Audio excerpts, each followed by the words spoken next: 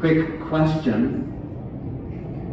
How many of us have in our pocket or in our purse this morning, how many of us have 2 pennies?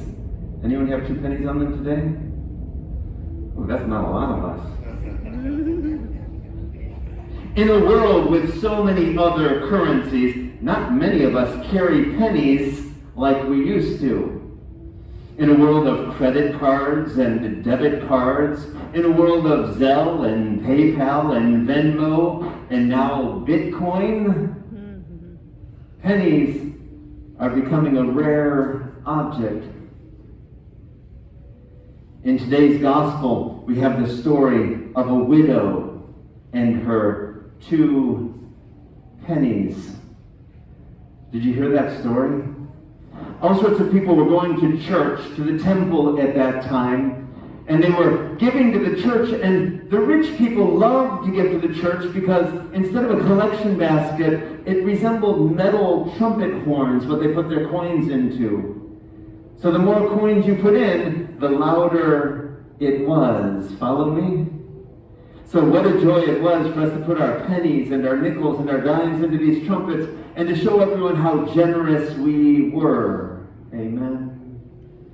And then along comes a widow who puts in 2 pennies that don't make a lot of noise. And Jesus dared to suggest that she gave more than the rest of those people? Did you hear that? A widow giving 2 pennies gave more than wealthy people giving big sums? Does that make sense? Only if Jesus was not looking at the size of the gift, but the sacrifice. Because for those wealthy people in today's gospel, giving big sums of money was not a sacrifice for them. They had plenty. But for her, all she had was 2 pennies. She gave everything she had, her whole livelihood. Jesus didn't see the size of the gift. He saw the sacrifice. Today's scriptures cause us to reflect on our own sacrifices. The story was told in 1912, nearly 110 years ago. In 1910, there was a preacher who told the story of a girl named Hattie Wyatt. And Hattie Wyatt's name would not be used today, except that Hattie was a little girl who was generous. One day she went to church, and there wasn't enough room in the small classroom of that church for her to fit in. When the pastor came along, he said, "Let me find you a place in the classroom." And he looked at her and he said, "One day we're going to build a bigger classroom for you." Hattie died sometime after that as a young girl. But after her death, her mother went to the pastor with a coin purse. Any of us remember those old coin purses? Went to her with a coin purse with 57 cents. 57 cents that Hattie was saving to be able to help build that new church classroom. And her gift, her sacrifice, was the most important gift in that campaign because it inspired the generosity of others. Follow me? Those 57 cents, that was the biggest gift to that building effort. It's not about the size of the gift, it's about the sacrifice that we make. Did you ever notice what every penny and every nickel and every dime and every quarter and every dollar bill in the United States says on it? It says, I need better glasses here. In God we trust. And that's what allowed the widow in today's gospel to give all that she had. She trusted in God. How great is our trust in God? Today's psalm tells us that God cares for the widow and the orphan, for the hungry and those who are cast out, for the blind and for those who are bowed down. God takes care of us. Do we trust that God will take care of us? In today's first reading, we have the story of a widow and an orphan. Did you hear today's first reading?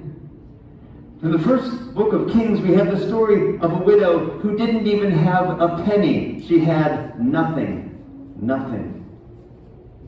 She was preparing the last bit of flour that she had and the last bit of oil. She was going to make a small cake, a small loaf of bread for her and for her son, the orphan. And that was all the food they had.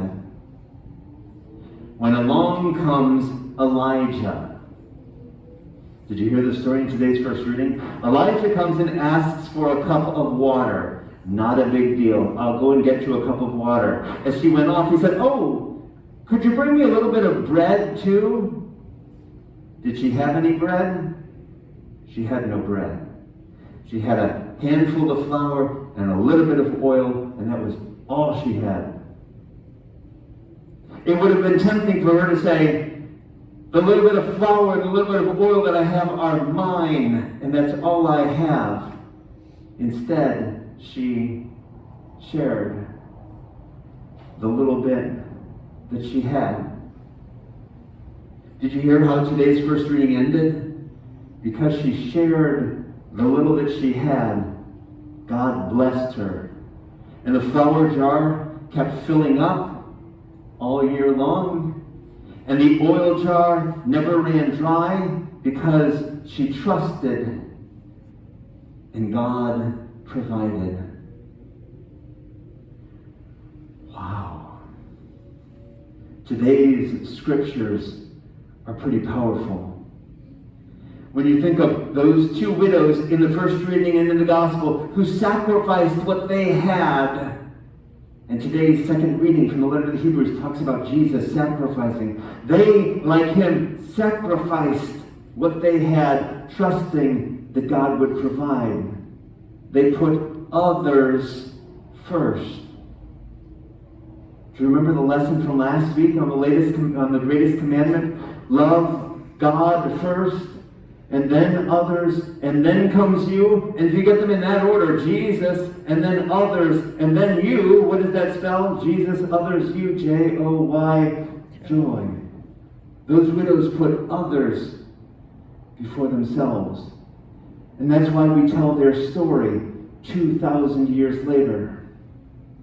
Sisters and brothers, as we hear the stories of these widows, let's reflect on our own generosity. With the little bit that we have, how generously are we sharing of ourselves, of our time, of our talents and gifts, of our treasure?